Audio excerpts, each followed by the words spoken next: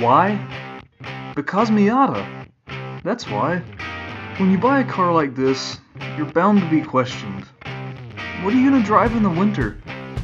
Won't that convertible be noisy? How do you fit inside that thing? And of course, why would you buy a car that's so impractical? Because Miata. That's why.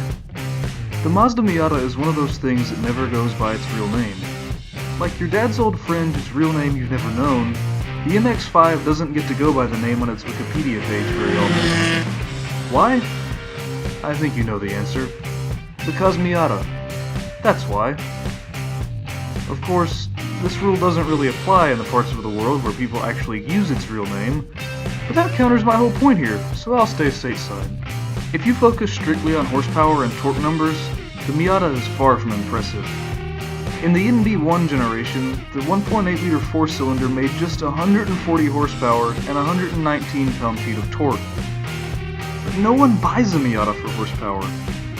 They buy it for its feather-light weight and more fun than a barrel of monkeys handling. Just how light is it?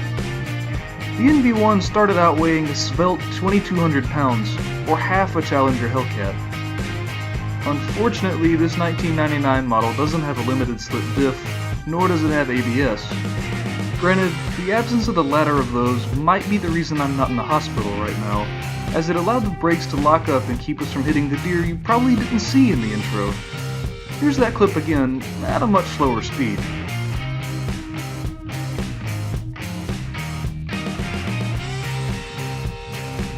About that handling. The Miata holds onto the road with a death grip I've never felt in any other car. Hyperbole maybe, especially since I'm used to 1960s American iron, but impressive nonetheless. My friend Evan, who owns this happy red roadster, has had to work on this Miata several times in his ownership. I won't go into specifics, but I will say that the Miata is a decent car on which to learn mechanical skills. Parts are plentiful, the car itself isn't too complicated, and there is a massive online following for the car. Oh yes, there is a massive following for this car. Why? That's right, because Miata. That's why. The Miata is a car that has achieved a cult status most cars never come close to. It is so widely loved that the internet has started saying, Miata is always the answer. While I don't exactly agree, it is the answer to someone looking for reasonably affordable, reliable, and fun transportation.